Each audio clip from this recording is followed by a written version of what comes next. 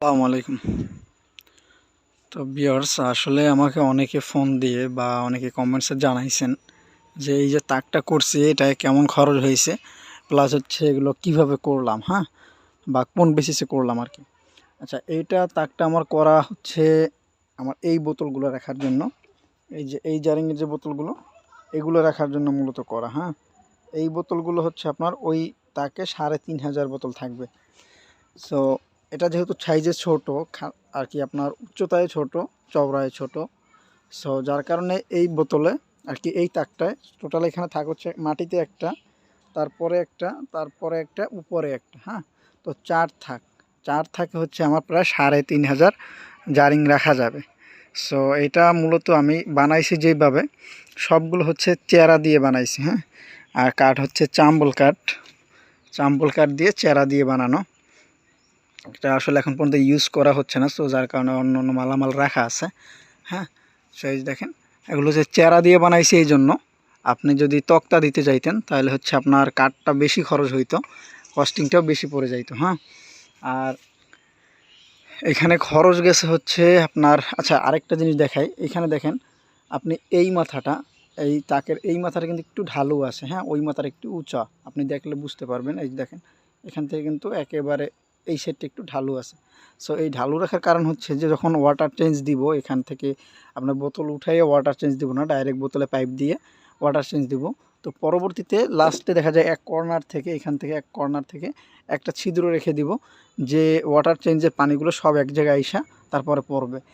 এটা ব্যবহার করব কিভাবে, এটার উপরে এই যে চেরা দিছি এর উপরে এই যে এরকমভাবে পিফোম দিব। হ্যাঁ, আমার এইখান দেখেন, আমার এখানে পিফোম আনা আছে, এই যে পিফোমগুলো, হ্যাঁ এই পিফোমগুলো দেবো। তারপর হচ্ছে এরকম পলি দেবো, আমি যেভাবে আর কি হাউস বানাইছি, জাস্ট একেবারে একটা হাউজের মতোই হবে। সো এর ভিতরে বোতলগুলোকে বসায় ওয়াটার চেঞ্জ দিলে আমার কোনো আর কি ঝামেলা হচ্ছে না, এক কর্নার থেকে পানিটা পড়ে যাবে, অতিরিক্ত কোনো কাজ হবে না। হ্যাঁ, জাস্ট যখন ওয়াটার চেঞ্জ দেওয়ার প্রয়োজন হবে, পাইপটা নিয়ে এসে ধরবো, ওয়াটার চেঞ্জ দিয়ে দেবো। হ্যাঁ, অল্পতে আর কি করার জন্য। তো সেজন্য হচ্ছে আমার এরকমভাবে বানানো। আর খরচটা কমানোর জন্য হচ্ছে আমি আপনার তক্তা না দিয়ে এরকমভাবে চেরা দিয়ে দিছি। এইখানে প্রায় কস্টিং গেছে, আমি গাছ কিনছিলাম প্রায় 6000 টাকা, আর হচ্ছে আপনার গাছ কাটানো নিয়ে প্রায় 7 থেকে 7500 টাকা শুধু কাঠ গেছে। হ্যাঁ, শুধু কাঠ গেছে 7500 টাকার মতো। এরপরে বাড়তি যে খরচ যাবে ওই যে পিফোম, তারপর হচ্ছে পলি, সব মিলে এখানে আরও 3-4000 টাকা খরচ যাবে। সো সব মিলিয়ে আপনার দেখা যায় যে 12 থেকে 14,000 টাকার মতো এখানে কস্টিং পড়ে যাবে এই তাকটায়। তবে টাকা খরচ হইলেও যেটা ভালো হবে যে এক জায়গায় আপনি অনেকগুলো জারিং রাখতে পারবেন। হ্যাঁ, তো এটার আপনার চওড়া হচ্ছে 4 ফিট আর লম্বা হচ্ছে 10 ফিট। হ্যাঁ, তো 4 ফিট বাই 10 ফিট একটা জায়গা আপনি যদি 3500 বোতল বা 3500 মাছ জারিং করতে পারেন, হ্যাঁ, এর চেয়ে আর মনে করেন বেটার কি হতে পারে। কারণ আমরা ফাইটার জগতে মনে করি যে হিউজ পরিমাণে একটা জায়গা লাগবে জারিংয়ের জন্য। হ্যাঁ, জায়গা লাগেও। এই দেখেন আমার এইখানে প্রায় হচ্ছে আপনার 3000-এর মতো বোতল আছে, তাতেই দেখা যায় যে এই কর্নার থেকে একেবারে ওই কর্নার পর্যন্ত পেয়ে গেছে। হ্যাঁ, 3000 বোতলে। সো এই 3000 বোতল মনে করেন এই 10 ফিট একটা জায়গায় উঠে যাবে, তারপর আরও 500 বোতল এক্সট্রা ঝরবে।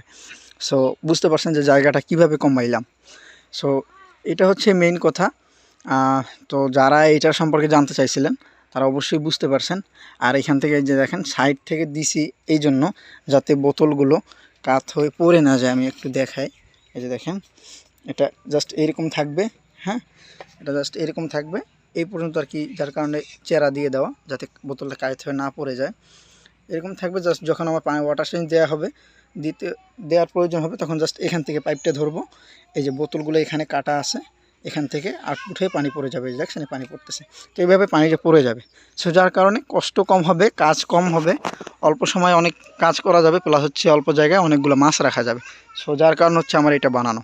সো ভিউয়ার্স, আজকে এতটুকুই। আসসালামু আলাইকুম।